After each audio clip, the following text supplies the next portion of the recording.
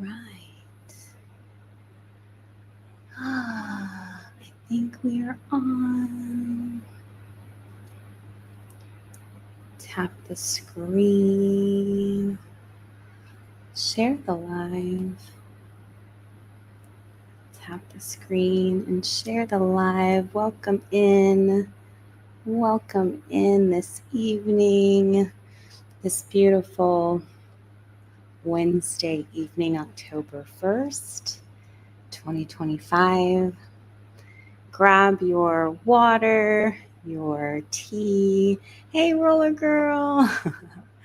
Welcome to the season transition to fall.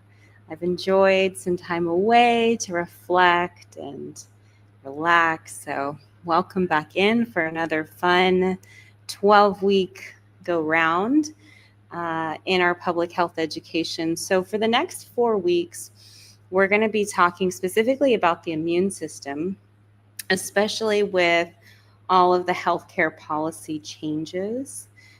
It's really important to understand what's happening, what's going on, but more important, practically, what you need to do for your own health. Like that's the number one goal. Not necessarily, there is a collective component, but I also think there's a personal responsibility as well. So we'll talk about that.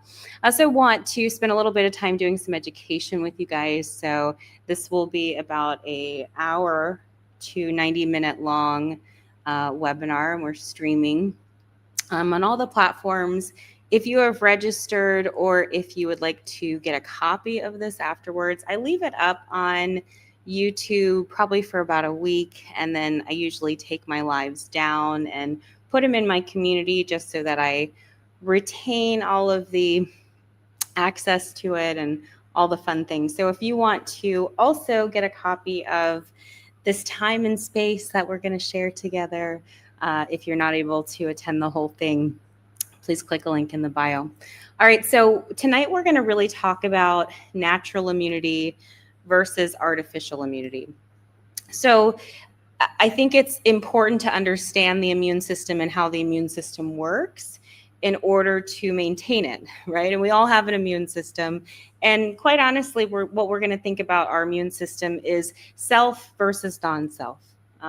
So that's how we're going to determine this, self versus non-self. What's me and what's everything outside of me? Now, there are a lot of things that are prevalent in our environment, which we'll talk about, that can get inside of yourself. Hey! All right. And so we are going to get into that discussion today about that. So first things first is I'm going to play a video for you. The video is kind of long, and so you'll have to listen in. And this is specifically about the AMA and more information. There is a video on my I think all of my platforms with Rockefeller. So definitely educate yourself more about public health and health education and all of those things. Hello, Tosh.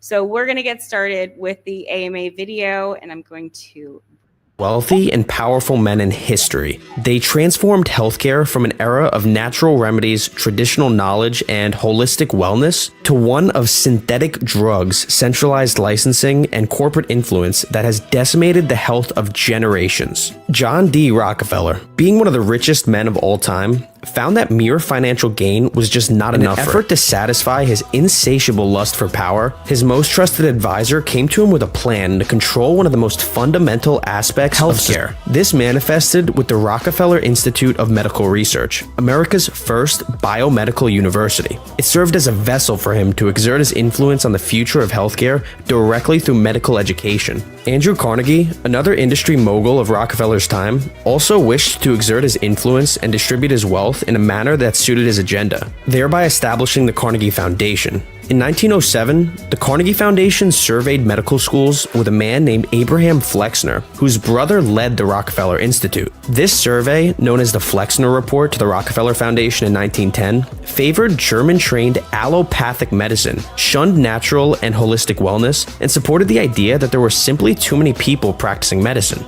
This led to rigorous and costly medical education requirements that restricted access to medical careers to the wealthy few. Flexner's recommendations maintained 8 years of higher education and drastically reduced the number of medical schools from 650 to 50 by the end of World War I, decreasing the number of graduates by 2/3. This report effectively extinguished many medical schools that did not teach the allopathic medical fundamentals of drugs and surgery. Now, if you wanted to practice medicine, you had to play by their rules, go to their schools, get their medical license, and practice the way they taught you. If you didn't, laws would soon be put into place to keep your mouth shut. The medical industrial machine became so hell-bent on crushing traditional styles of medicine that by the mid-1900s, they sent out SWAT teams to raid the homes of old ladies for making herbal teas and giving their friends vitamins.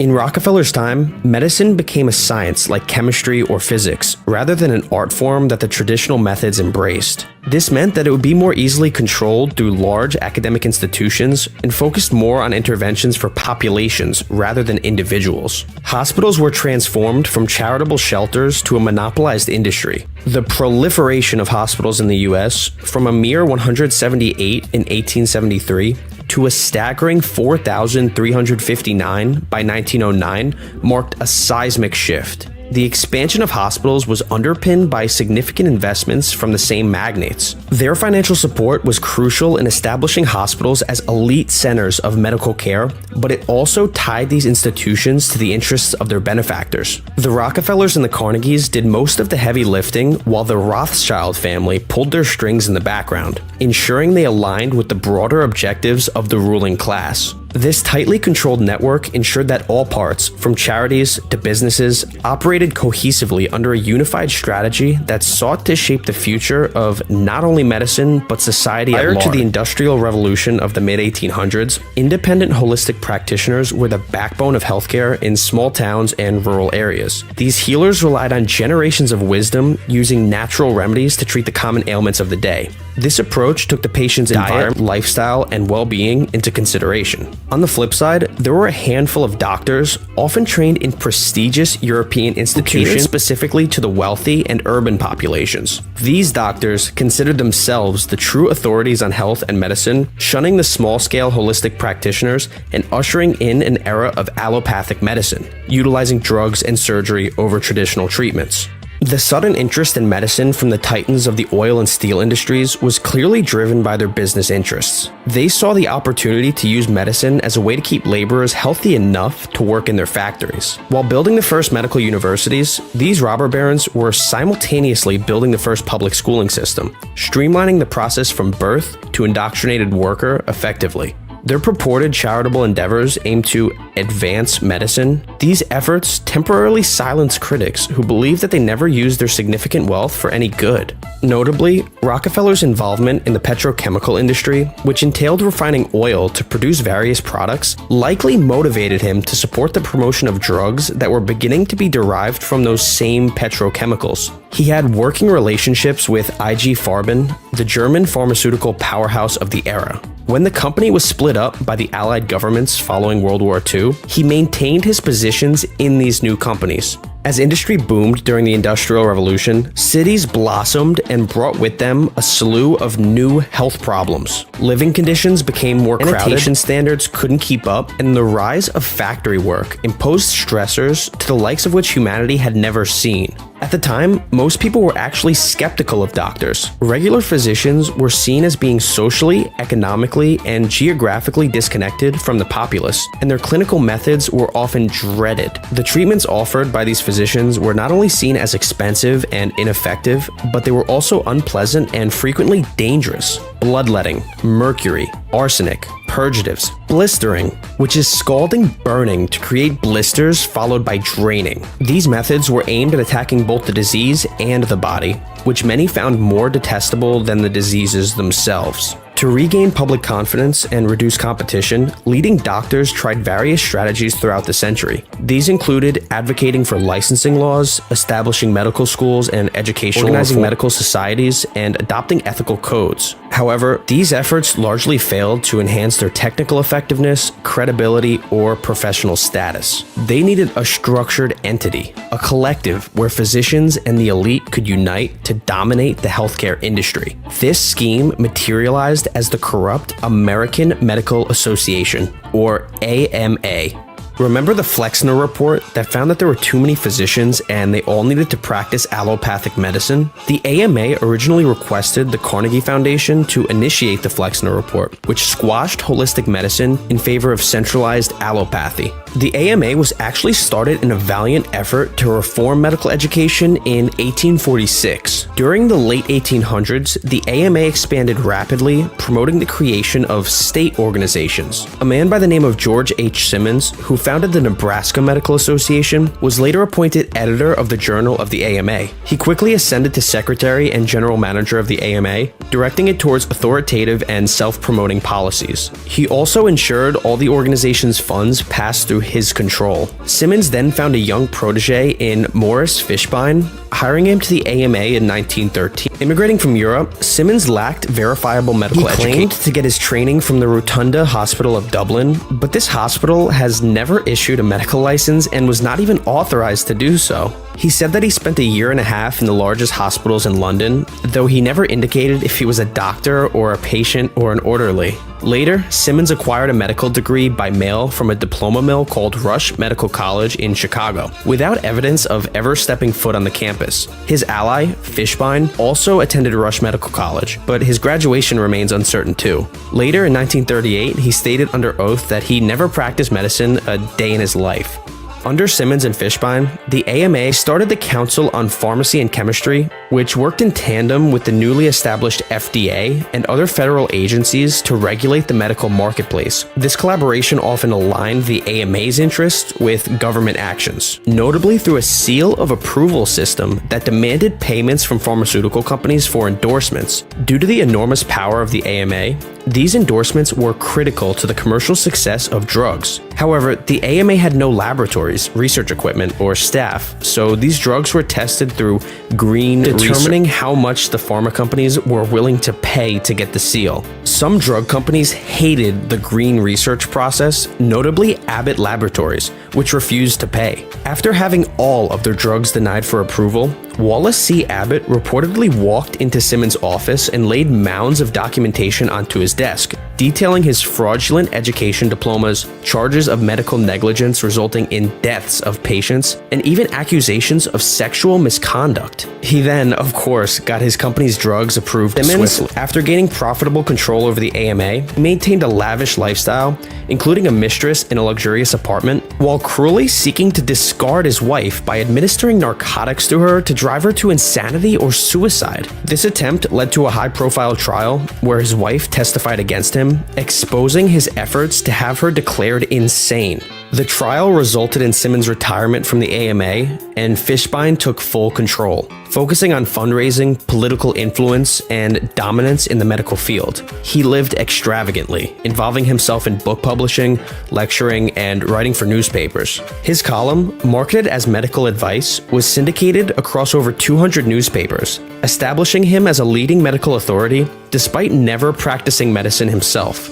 In 1962, the United States government introduced new rules mandating drug manufacturers to demonstrate the efficacy of their products prior to market release and subsequently disclose any significant adverse reactions. The AMA and drug industry were not happy about this and decided to create an initiative to distract from their non-compliance, culminating in the War Against Quackery. This became yet another effort to squash any health practices that didn't involve drugs or surgeries. The war initially targeted chiropractors, but quickly expanded its scope to attack other independent health practitioners. It literally got to the point where SWAT teams conducted nighttime raids on the homes of old ladies for giving out herbal teas and vitamins to neighbors. These individuals suffered severe losses, including their homes and life savings. The consequences of these actions have significantly impacted millions of regular people by limiting their access to affordable healthcare and subjecting them to the AMA's expensive, often ineffective drug treatments. Yet, pharmaceutical companies continued to market harmful drugs with severe side effects unimpeded, ignoring the new regulations.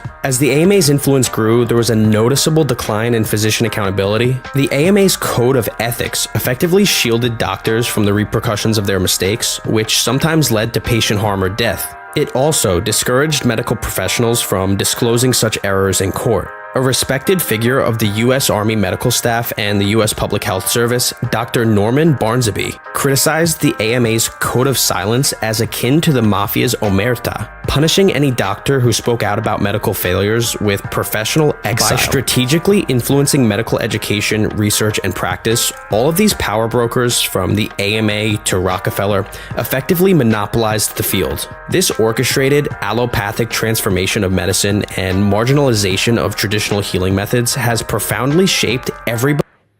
All right, so here we go.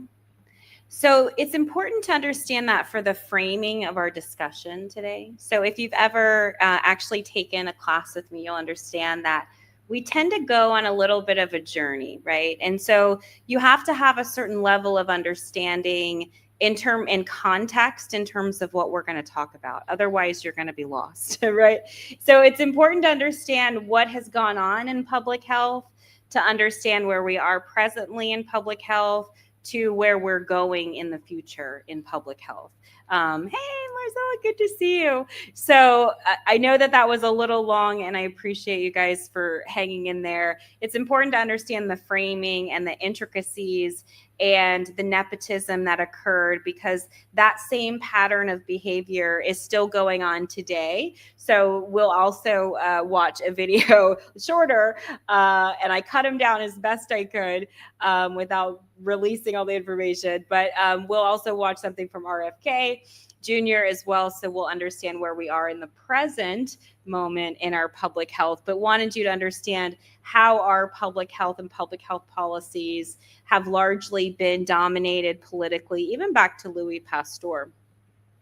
So historically, we know with Louis Pasteur, which was germ theory, which we'll talk a little bit more about that later, and then Béchamp with terrain theory, understanding it is really the environment to which we put our genes in, or at that time they didn't know about genes per se, but to put our bodies in, and we look at our environment so interconnectedly when we're talking about holistic medicine and holistic healing. And so for the sake of this conversation, we're going to discuss it on a genetic level, a biochemical level, a lifestyle level, and so understanding the scientific aspect of it and naturally combining it with ancient wisdom.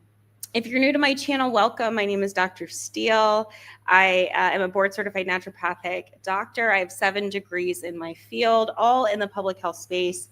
I was in family practice for 15 years in Virginia, so I've seen it all. I treated a lot of different patients for a lot of years, and this is the time to start thinking about your immune system.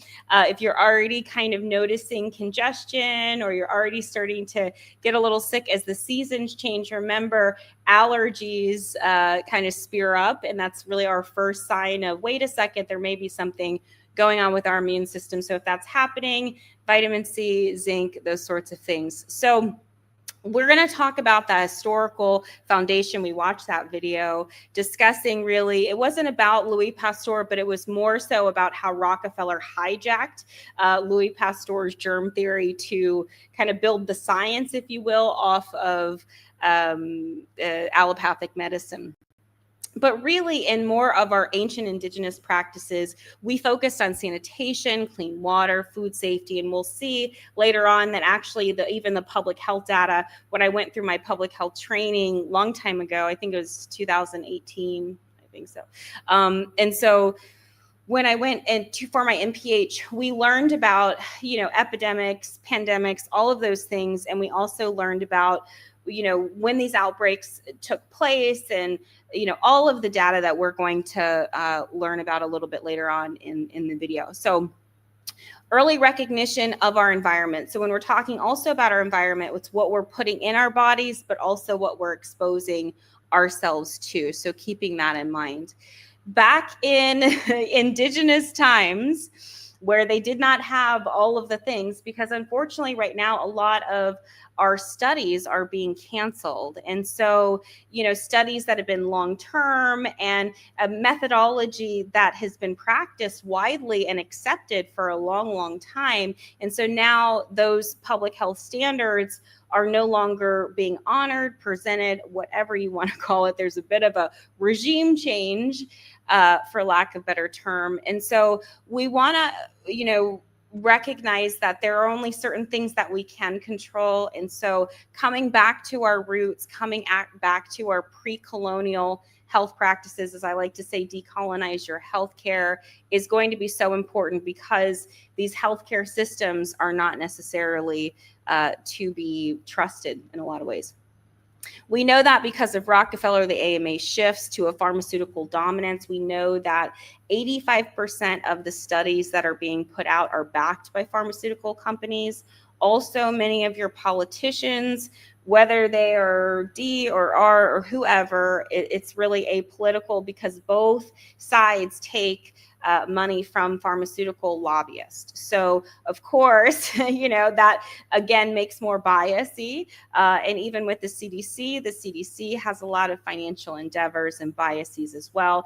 And understand that I'm neutral about all of these things. It's matter of fact. It's not necessarily my emotions. There's a lot of emotions that get charged up when we have these conversations. And so we just want to breathe through it all, as we begin to learn more, about some of the things. I've posted articles in the past, like there was a study they just recently found about what percentage of the peer reviewers are being, financed or supported or encouraged financially by special interest groups. So we understand, and we also understood that during COVID, or the vid, or whatever you want to call it, we could not rely on, our CDC, we could not rely on those infrastructures for quality information. We were getting literally every single day new information. You cannot, public health and public health strategy is done from more of a prevention perspective. We have to be forward thinking.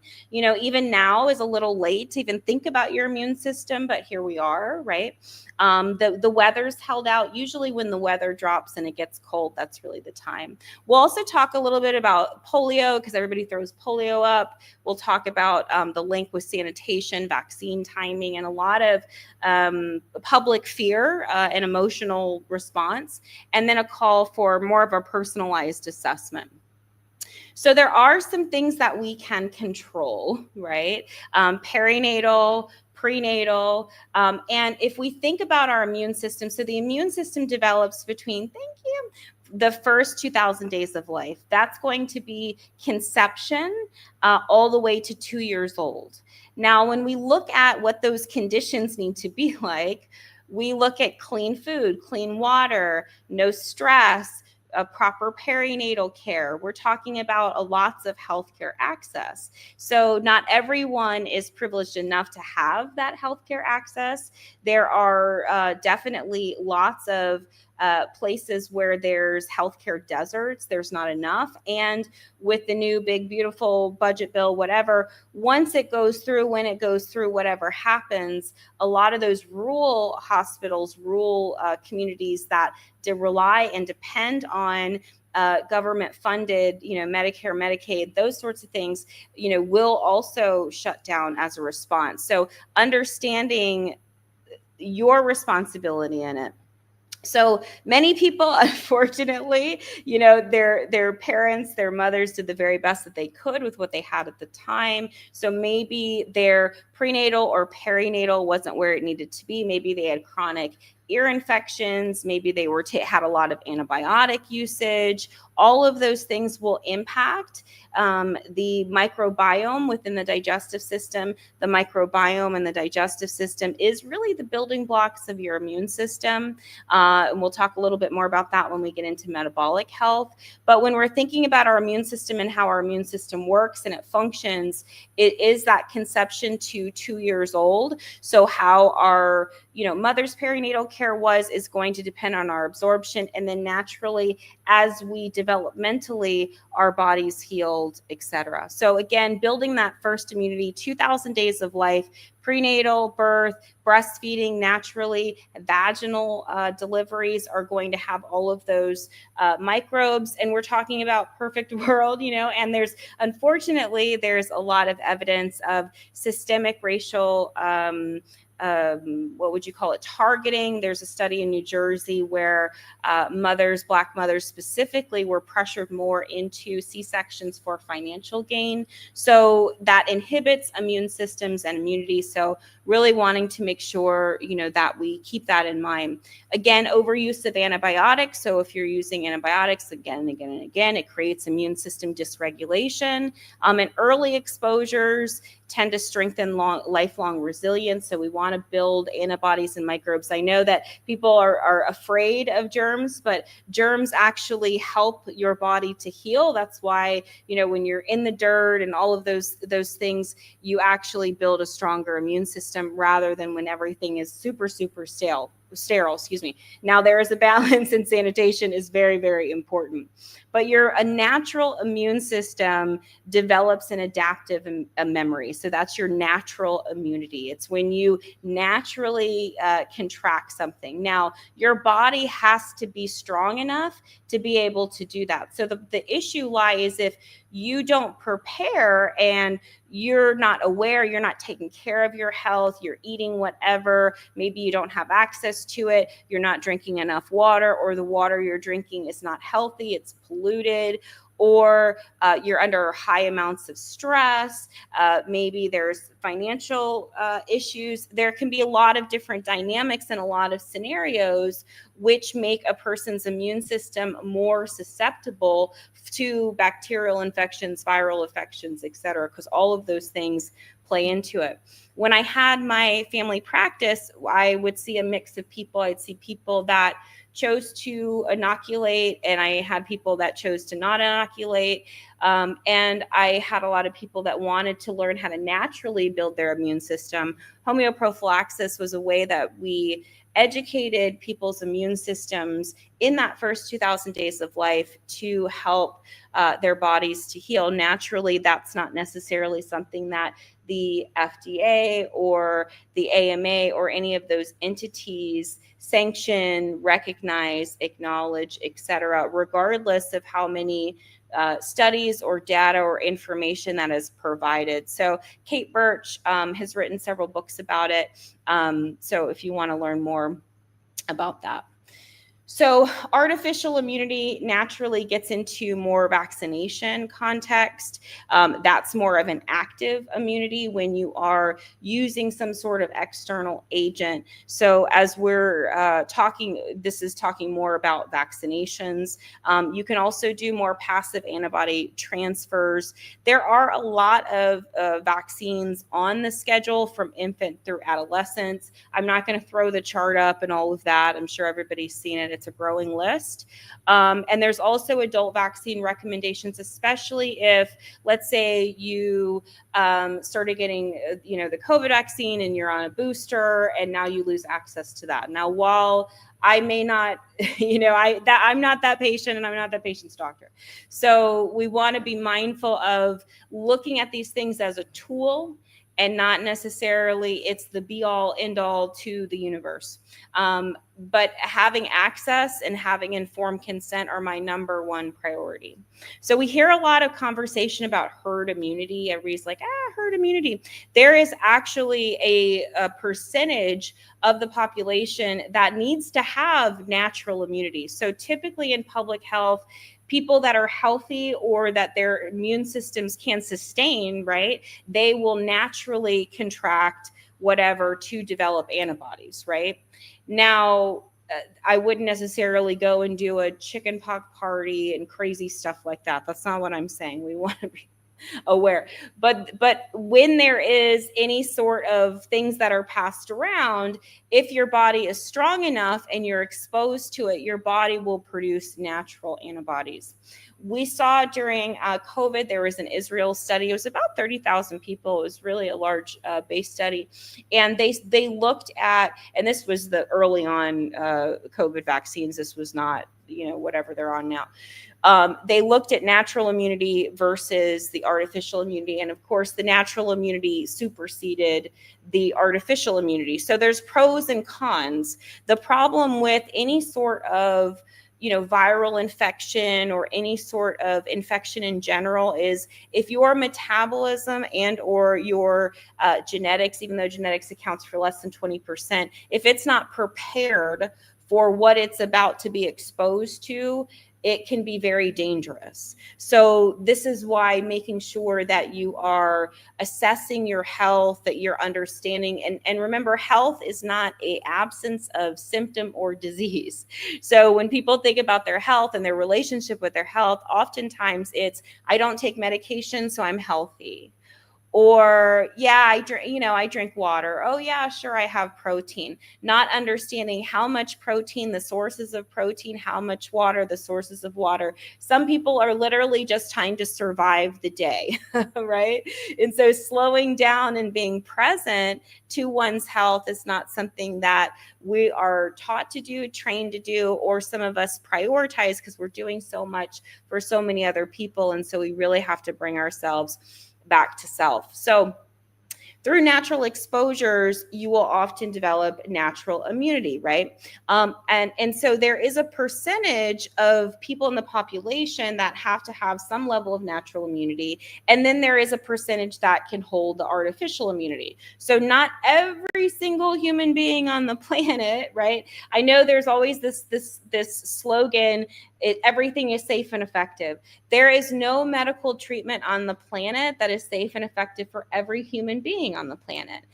In fact, human studies are often flawed because it's very difficult to isolate out the variables. And so they will have a small scale study, but it doesn't necessarily represent the vast complexity of humans when we're talking about genetics, biochemistry, remote patient monitoring, et cetera. And we'll talk a little bit later about, how you construct that individual understanding using data to be able to determine if your body is healthy enough. Because that's the thing in choosing any medical treatment, you should always be informed about all of the information, including the alternatives that may be present. And that's a part of informed consent, which is having the patient's rights to have full disclosure of risk, benefits, alternatives.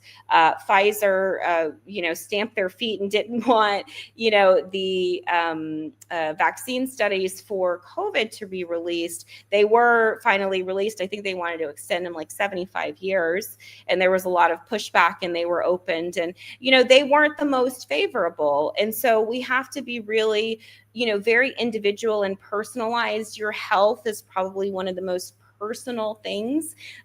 Everyone has a different relationship with their health. They have a different relationship with their doctor. They have different types of doctors. So I want everyone to understand that this is not a pro or con conversation. This is more of an objective understanding of where we've been and then where we are right now. Okay, so with that being said, I'm going to now play a video from RFK.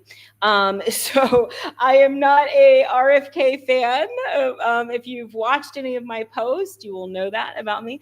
Profiteering and grifting from anyone is not really I believe that healthcare is a human right and should not be profitized. So with that being said, he does bring up some studies. We're going to watch what he says, and then I'm going to fact check him a bit so you kind of understand, because again, healthcare has always been political. We looked at the then and now let's look at the now. So, all right, I'm going to, without further ado. Common claim that vaccines had saved. All right. Robert F. Kennedy Jr., your age as a secretary. Recent Finance Committee hearing, Senator Cantwell showed us this chart to illustrate the decline in infectious disease during the 20th century. The vaccine industry has long used this kind of chart as proof of the common claim that vaccines had saved hundreds of millions of American lives. The momentous 70% decline in mortalities in the United States and Europe from contagious diseases since 1900 is one of the most monumental public health advances in all of human history. Was this really an achievement of mass vaccination programs? People, including Senator Cantwell, claim.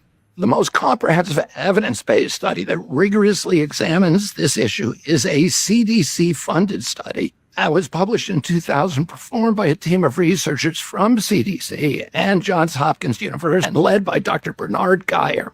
The scientists meticulously examined 100 years of government infectious disease mortality, and they concluded that nearly all the mortality reductions occurred before the introduction of vaccines, and that vaccinations could therefore claim little of the credit. For example, you can see from this graph that in 1900, some 13,000 Americans a year were dying of measles. By 1960, however, this number had dropped to a few hundred. But the measles vaccine was not introduced until 3 years later. Therefore, almost all the measles mortality had disappeared before the vaccine. So the measles vaccine can't really claim the credit for saving all those lives. Let's look at pertussis, also known as whooping cough. Again, we see the biggest drop in pertussis deaths occurred before the introduction of the pertussis vaccine. The same is true for influenza. Massive flu mortalities had already disappeared by the 1960s, but the vaccine was not widely disseminated until the 1980s. So once again, the vaccine cannot claim the credit. And look how tuberculosis deaths nearly disappeared along the exact same timeline as all those other infectious diseases. Even though there was no mass vaccination for TB in the United States, the mortalities disappeared without any help from a vaccine. Likewise, there was never a scurvy vaccine, but scurvy deaths also disappeared along the exact same timeline. The same is true for scarlet fever, which I had as a boy. Deaths from scarlet fever disappeared in lockstep alongside the drops in deaths from all those other contagions. So what actually did cause the decline in infectious disease mortality? The landmark 1977 study by McKinley and McKinley was required reading in most American medical schools during the 1970s and early 1980s. That study attributed the decline not to medical advances or innovations, but almost exclusively to agricultural and engineering innovations that improved nutrition. These included better roads, air transport, and refrigeration, and superior sanitation. This was the same period that flush toilets and water chlorination became widespread. McKinley is credited less than 3.5% of the mortality declines to all medical measures put together, including antibiotics, surgeries, and vaccines. And here, for example, you see the introduction of chlorination correlates pretty perfectly with the decline in infectious disease mortality. In 1970, Harvard Medical School professor Edward Cass was arguably the world's preeminent infectious disease authority. He was both the founder and longtime editor of the Journal of Infectious Diseases and president and founding member of the Infectious Diseases Society of America.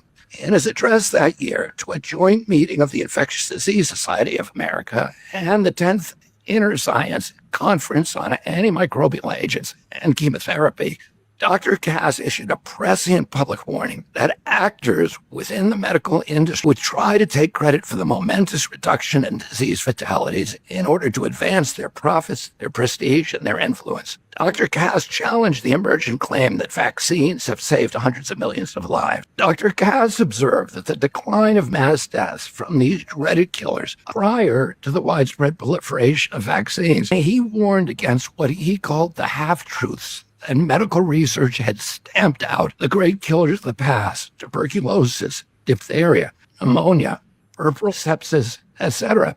He cautioned against the claim that medical research and our superior system of medical care were major factors in extending life expectancy. The deceptive graph that Senator Cantwell showed the nation is precisely the kind of scientifically baseless propaganda device against which... All right. So we're going to skip ad because then he goes into his own his own spiel. All right, so he made a lot of claims, so we're gonna dive into those because it's important for you to understand the debate, right? It's important for you to understand how each side, each group of people, each group of colonizer uses the data to their own disposal, because it's not, again, about anything else other than the fact that healthcare should be a human right.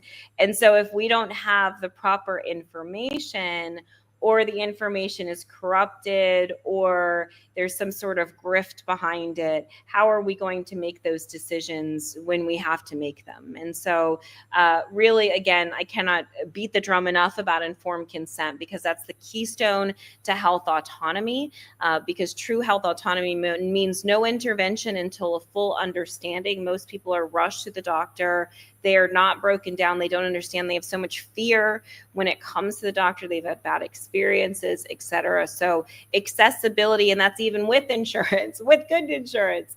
So accessibility to information is key. When I studied that, not only in my MPH, but also in my MBA, I really understood the healthcare system and what the deficiencies are in the healthcare system and its access of information. So again, why did those infectious disease mortality decline? So RFK did present those, and he is correct that better sanitation improved those. So we got indoor plumbing, et cetera. Our hygiene practices drastically improved. Clean water, so purified and piped water sources, that eliminated waterborne illnesses. Improved nutrition. Now, naturally, our nutrition sources have declined, and accessibility to healthier food sources are becoming a greater issue, not to mention environmental standards where better sanitation and clean water. So deregulation of corporations are also now going to be contributing to issues with sanitation, water, nutrition. And so healthier housing, naturally, with rising costs, people are having to kind of do what they can do. So more crowding, less hygienic living spaces. We want to make sure that you keep proper health hygiene, especially as we're going into cough, cold, flu season. You may think your hygiene is great, but Tom, Dick, Sue, Mary may not. And so definitely this is a great time for having some wet wipes handy, antibacterial ones, wiping off doors, wiping off doorknobs, phones, any sort of things that you're going to be touching, washing your hands, sanitizing. Obviously, bathing every single day is critical as well to reduce any sort of microbial situation, throwing out food, not just letting that go, washing your clothes, keeping your home swept, etc. There's lots of things that you can do to reduce any sort of spread of things in that. So where do vaccines fit in? So again, as we looked at those charts, vaccines did emerge later. It was with Louis Pasteur, and then I cannot remember, his name starts with a B.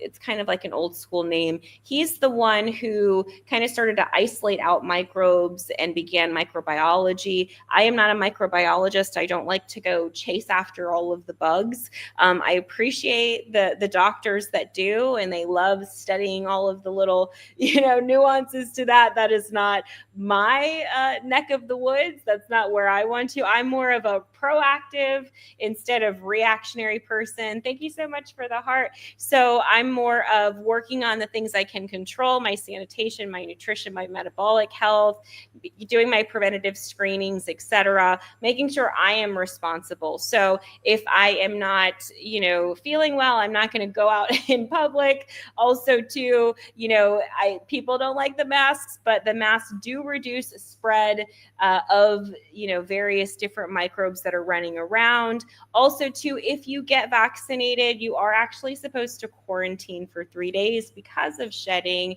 They don't tell you that, so make sure. And there's a lot of things that if you choose to get vaccinated, you want to make sure that your body is healthy enough and well enough, and we'll talk a little bit more about that.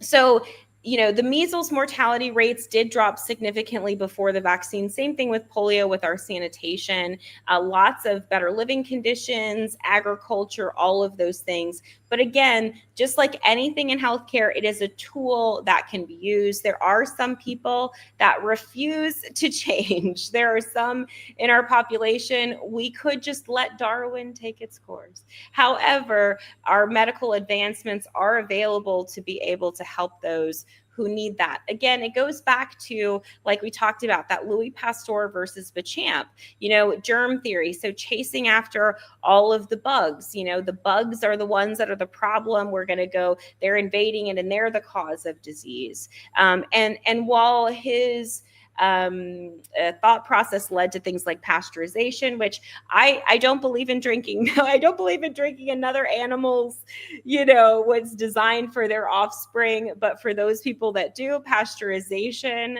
was a huge thing. There is definitely now conversation about drinking raw milk.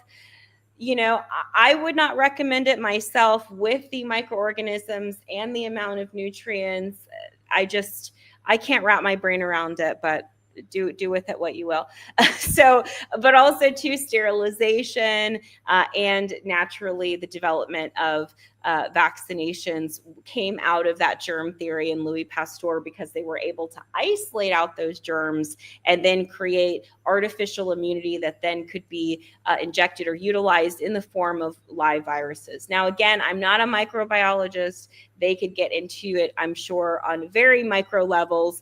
That is not what I wanted to do in my healthcare career, but that is, a valid practice, focusing on eliminating or neutralizing the pathogens. I'm more of a Béchamp girl myself.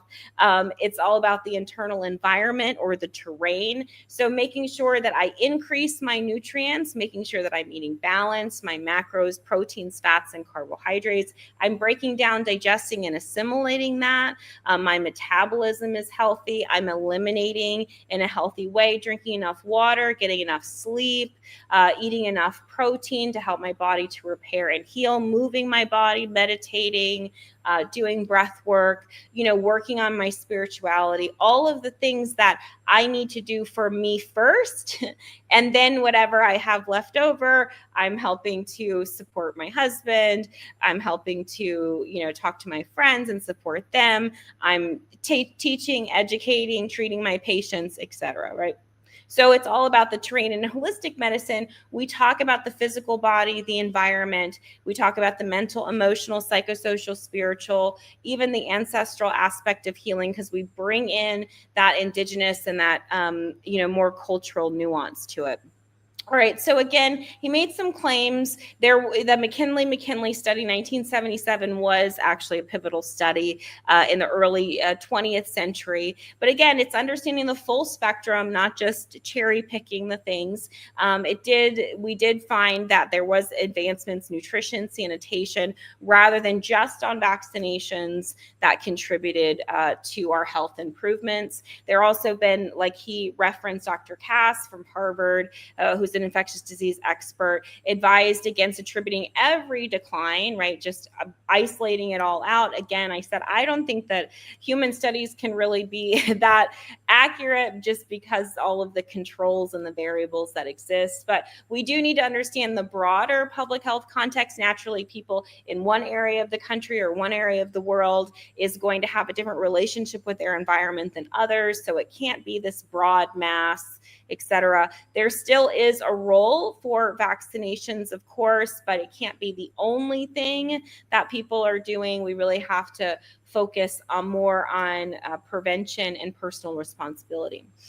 So in the modern day, the CDC estimates contemporary data that vaccines remain a crucial tool, preventing 100 million serious illnesses in U.S. children since the mid-1990s, showcasing their ongoing importance. Again, this is a personal decision. I just want to make sure you have all of the information, because there's always a political layer to things. If you've been watching my previous video that I did with Rockefeller, just understanding a little bit more about the context of public health and how we've come to this place.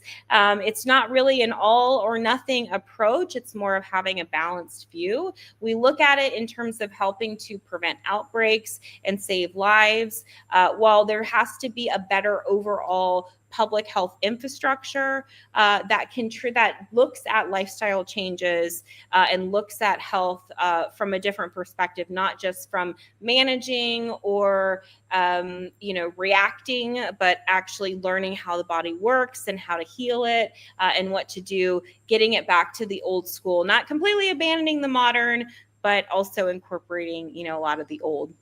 So let's talk about what layers good health. We have lifestyle, nutrition, exercise, stress management. Those are all things that you can control, water, food, etc.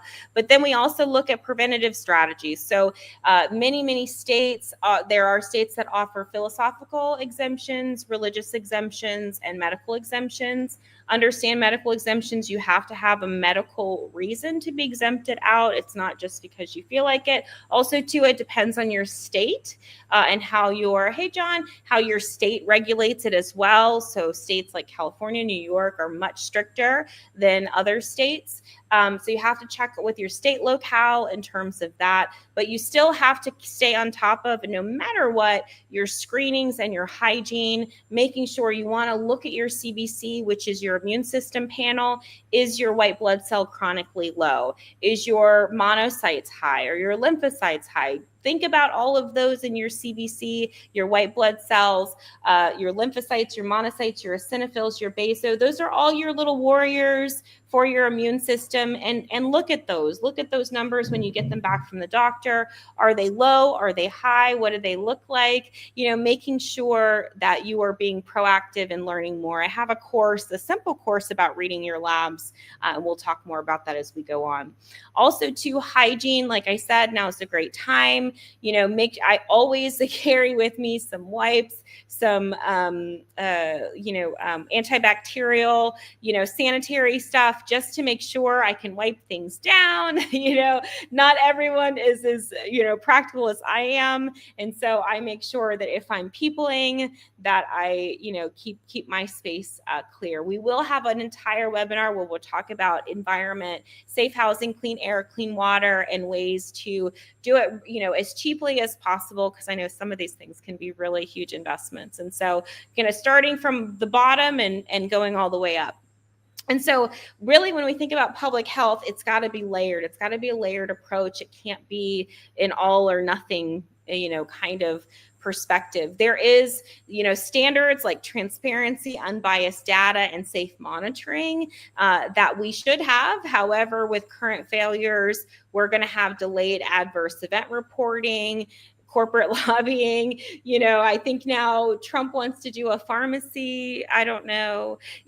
There's like so many things happening. And so, really, again, if you stop looking for the government to save you or looking for somebody else to fix it, and really take that personal responsibility and start looking at your health differently. It's not just about the hand washing and clean water and sanitation, but it's also what you're eating, what you're feeding yourself, how much rest you're getting. Are you over medicating? Are you avoiding? Do you have an unhealthy relationship? Are you staying home when you're sick? Are you protecting the vulnerable population? It's really balancing a community health with an individual right perspective. It's not an all or nothing. Even as a holistic doctor, everything I know about immune system, I still honored, mask wearing, when I went different places. It's a matter of reducing spread as much as possible, because when there's not a one consensus, there's not one agreement, and there's polarizing and politicization of, health, we just want to make sure that we have, again, all of the information. So thank you guys so much for joining. We're wrapping up, but if you are interested in learning more about holistic health, I'd love to teach you. There is a link in the bio, which I will go over shortly. And really it's about learning, connecting, getting tools and lots of things to be able to watch. Let me see if I can pull up, hold on one second. Here we go. All right, groovy. So this is my link in my bio. I just changed it, so I'm kind of excited about it. But it's got all of the links to all of the different socials that I'm on. There is a getting started guide, a download your holistic lifestyle guide that you can download and take a look. It has lots of ways to literally practically get started with your health. Just download it and away you go. You can also schedule a complimentary discovery call with myself if you want to. No obligation. We just have a chat. I've been in practice a long time, so I'm pretty particular about who I work with one-on-one, and you may not need all the things. If you are interested in learning more and you want to do more of a self-guided, I do have an Intro to Holistic Medicine 1 and 2 course. Intro to Holistic Medicine 1 is all about nutrient deficiencies, and Intro to Holistic Medicine 2 is all about detoxification. If you've already purchased those courses, I'm actually working on an email chain for you guys to go through the courses again. Make sure you've completed everything and finalized. We took that 3 weeks off to kind of let everything cool, and now we're back up in our 12 week series. Like I said, the next 4 weeks, we're going to talk all about the immune system. If you want to register for any past or present webinars, there is a register button. You can register for any of the webinars. I have free ones. I have paid ones. I have all different types of webinar structures. Also, too, I write a fair amount about healthcare and past, present, future, all those things. So if you're more of a reader, definitely check out some of the blog posts and subscribe to our RSS feed. If you need quality supplements, make sure that you're not buying them off of Amazon. I know a lot of people do that.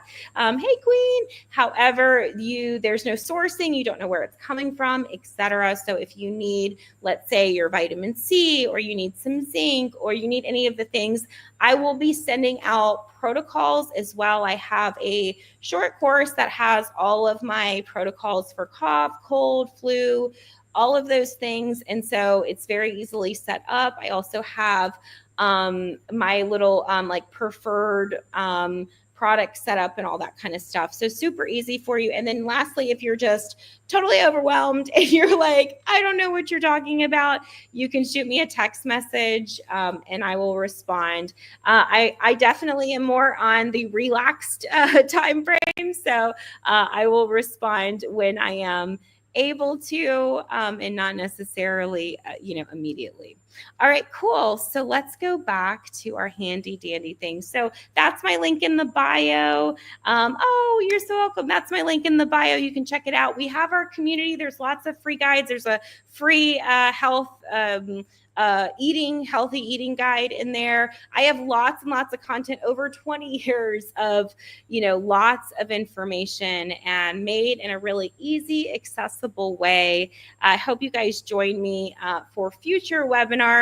I have kind of just finalizing my calendar for October, getting ready to, again, go on this 12. So look out for any of our new classes that are coming out. The next 4 weeks is going to be really about your immune system. All right, so personally speaking, when we're looking at addressing and establishing the health, right? Because remember, health is a state that we're creating. It's not just an absence of symptom or disease.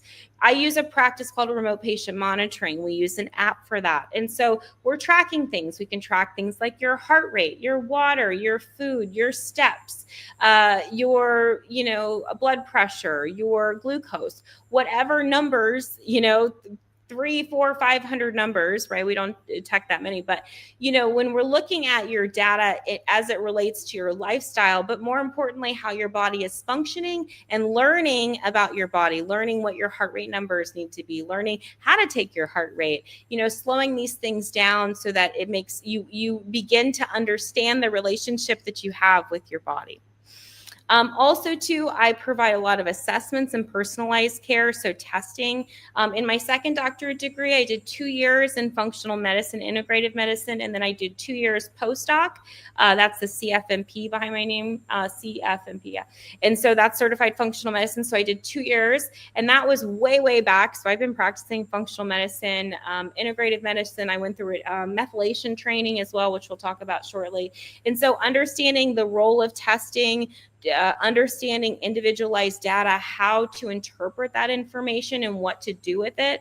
Because, you know, a lot of practitioners will just give you a ton of testing, but they won't talk to you about their diet. They won't talk to you about your stress. They won't organize you. I like to organize you. I take all the data, even previous medical records, labs, et cetera, and we organize it and put it in an actionable, result-driven format. So I like to do that so that it's off your plate. Also, too, one thing that we want to consider, and when we're in this vaccination conversation and really immunity, is looking at methylation pathways. So how your body processes all of those proteins. Not everyone understands this approach to healthcare, but understanding if your body can even detoxify properly. Do you have MTHFR variants or COMT variants, which are going to inhibit your body's ability to not only detoxify, but also handle any immune system changes? Also, too, do you have variants that may influence your inflammatory pathways? So if you have CBS variants, for instance, and you got the COVID vaccine and it ate up your glutathione and ate up your vitamin C and uncoupled your nitric oxide, understanding, okay, is this a risk factor for me? Is this something I need to pay attention to if I'm going to engage with the conventional medical system? And if I'm not, what do I need to do to make sure that I'm protected, my family's protected, et cetera? Because there is a personal responsibility and a social responsibility. So it's not just like, woohoo, you know, YOLO. It's you know, we want to make sure that we are keeping ourselves healthy and strong. So building that immune resilience and tailoring it to a proactive, not reactive health strategy is key. There's also, too, vaccine ingredient sensitivity testing. There are a lot of ingredients and preservatives within vaccines. There is nothing that is 100% safe and effective for anybody. I don't care what it is. Third leading cause of unaliving in our world is medical errors. So this is the greater need for personalized healthcare. There are specific personalized sensitivity testing that we can look at things like aluminum, formaldehyde, egg proteins, et cetera, to see if the immune system is even strong enough to handle those additives. Naturally, if you are sick or you have come down with something recently, not a good time to go get inoculated. If your body doesn't feel 100%. Remember, you have to get your body and your metabolism at really that 100% and even a little bit more to withstand the immune system load that your body's going to take under if you choose to go that route. So just make sure that there's safety and personalization. You can also look at each different ones. I know a lot of doctors don't like delayed schedules. However, there are lots of different strategies out there for delayed schedules. And aside from all of this, it's all about your metabolism. All diseases begin and end from breakdowns in your metabolism. What is your metabolism? It's what you're eating first and foremost, your proteins, your fats, your carbohydrates, how you're breaking that down into acetyl-CoA, which is the doorway of metabolism, how your metabolism is running, right? Are you breaking everything down, or are you oxidizing your fats? Are you not able to break down your proteins? You know, what is actually happening in that Krebs cycle? I know people don't like the Krebs cycle, but we use it every day in biochemistry and metabolic health and treating our patients in holistic medicine. And then lastly, elimination. How is the patient eliminating? Are they having proper bowel movements every single day? Are they oscillating between constipated and diarrhea, et cetera? Making sure, because majority of your immune system, hormonal system, and neurological system is all housed in your digestive tract. So if you don't have a healthy functioning digestive tract, guess what? You don't have a healthy functioning immune system. And so making sure that you're clearing any of those underlying infections, making sure that you're eating adequate amounts of protein, because remember, protein repairs and heals the body, but also making sure you can break that down. you're not burping, hiccuping, things like that. If you are, you may not have enough stomach acid. Really easy way to check is put a little bit, like a quarter teaspoon of baking soda in some water, drink it. If you don't burp within 5 minutes, definitely low stomach acid. Apple cider vinegar, putting that into the system, making sure that you're getting maybe some lemon, alkalizing, making sure that half of your food sourcing is coming from your complex carbohydrates, your fruits and your vegetables. Remember, carbohydrates are not a scary thing. We want to keep our simple carbs low. Really easy, intuitive meal planning.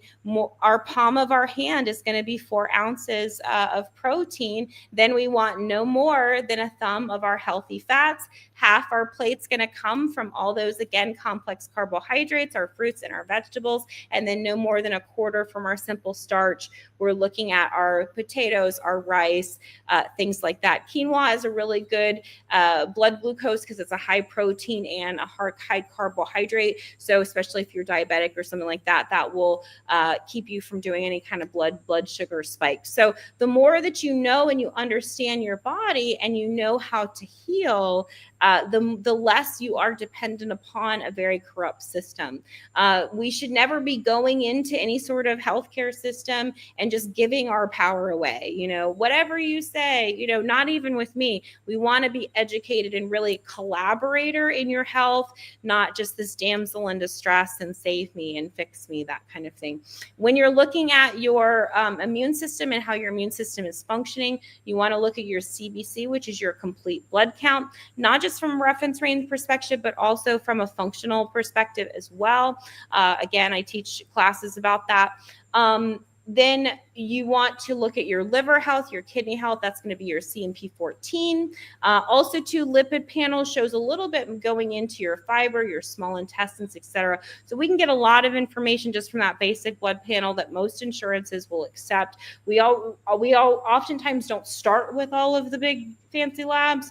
We can do a lot just with food, water, lifestyle, all of the basic things that most people neglect. We bring focus back so that people begin to remember, what's going on. So moral of the story here is data helps us to create more of a personalized immune system plan where we're looking at, and we don't always look at everything for every single patient, mind you, but for patients that really love data, and I treat a lot of engineers, data analysts, things like that, looking at the genetic aspect, looking at it from a metabolic perspective, looking at it from a biochemical perspective, looking at all these different pieces of a puzzle that make you up individually, putting those together to help give you the information that you need in order to make the decision. So again, we need a certain amount of natural immunity, but a certain amount of artificial immunity. It's a personal decision between you and your doctor. Nobody else really should be a part of that decision. Unfortunately, there's a lot of politicians that are a part of that decision. I'll be releasing and going over more information as time goes on. If you guys have any questions, feel free to let me know.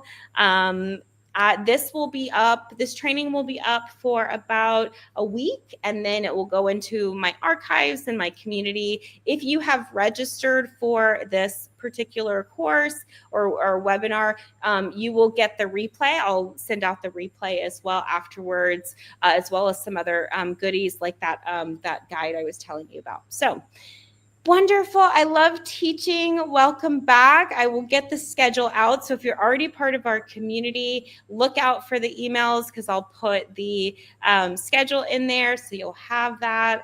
All the things you can register for whatever classes you want. Again, there's some free, there's some paid, there's, something really for everyone. It's about creating access, but creating momentum and excitement around living a holistic lifestyle, because a holistic lifestyle is not just, all the fancy things. It's the basic everyday, day to day. And the more that you know of how your body heals and how your body functions, the more proactive you can be. So thank you guys so much for attending our artificial immunity versus natural immunity. I will spend a little bit of time as well when I do the webinar replay. Some of the studies that I referenced, I'll cite those below so you guys can take a look at them and see what you think as well. Because some of them I just have had off the top of my head for years and years and years. So I'll go back and reference them like a good scholar. So awesome, guys. Thank you so much for attending my live.